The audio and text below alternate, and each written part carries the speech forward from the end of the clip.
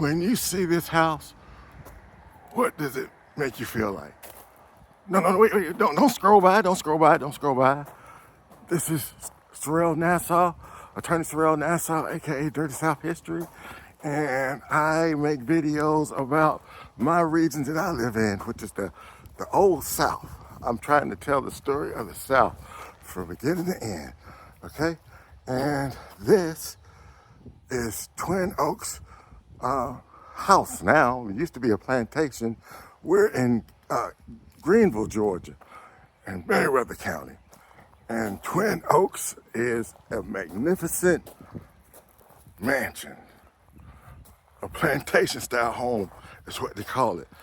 But it's really what's known as a Greek revival home. Yeah, these houses were popular prior to the Civil War, the antebellum period, okay? And that house I just showed you, Twin Oaks, was built in the 1850s, okay? It was built in the 1850s by a guy by the name of Mr. Robinson. I believe his name was J.R. Robinson, okay? And Mr. Robinson was known as a Southern planter, which means he was a big-time slave owner, okay? And his plantation was here, in this area, okay? And what it was it's my understanding that it was a 3,000-acre plantation. And he had so much money that he built this magnificent house. But I'm gonna ask you again, how does this house make you feel when you see it?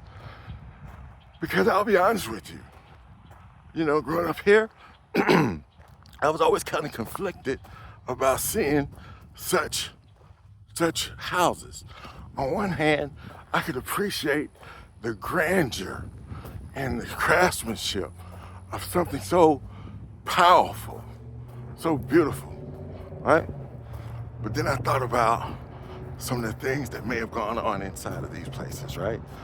And once you kind of think about that, well, it makes you conflicted if you're an African American, okay? Because the thing is that while somebody was sitting on those verandas sipping mint juleps, yeah, there were people in those fields, those cotton fields, sweating from dawn to dusk, 6 days a week, while this person is chilling, collecting profits from their labor, okay? So it used to make me upset when I would see such a beautiful, magnificent house like this. But at the same time, I could appreciate beauty. And what a house like this represents is power. Because why would a single family need such space other than to represent power, okay?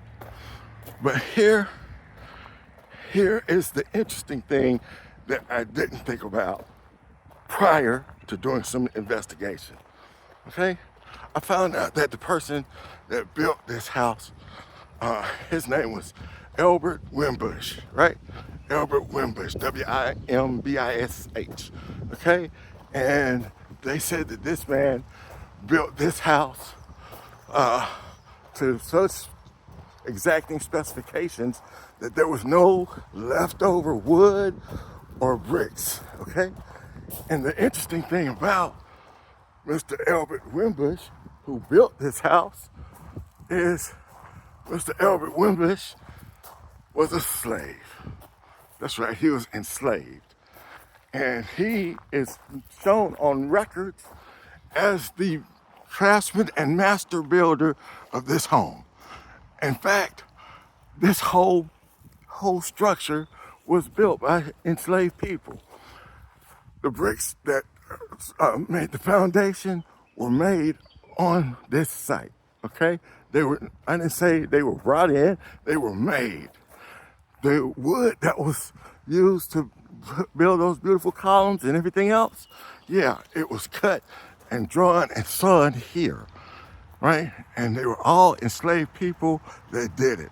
So the master builder was African American, the laborers were African American, And the other craftsmen were African American, the carpenters, the bricklayers, all those people.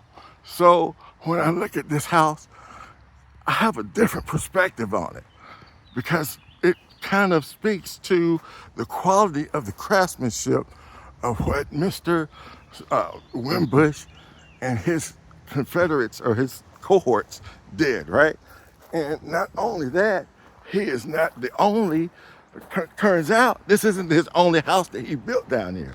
He actually was in demand, and he wasn't even enslaved by Mr. Robertson. He was enslaved by a Mr. Wimbush, and he built Mr. Wimbush's house also, and a number of other Southern plantation homes.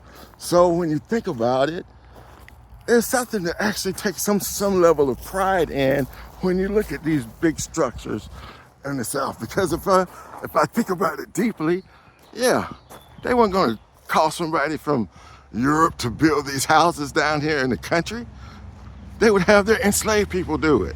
So I'm going to make the assumption, I'm going to make the small leap to assume that a lot of these majestic pieces of architectural grandeur and splendor, yeah, they were built by the enslaved people who spent their whole lives perfecting their crafts. So I want you to think about that. Once you think about when these people want to have weddings and receptions overlooking the veranda, I want you to think about how these places came to be and who built them. So, special shout out to Mr. Elbert Wimbush. And I want to give a quick shout out to another creator, the Crunchy White Pimp, the Doc, because yeah, I did this in response to somebody who responded to one of his posts saying that black people didn't build anything in America. Thank you.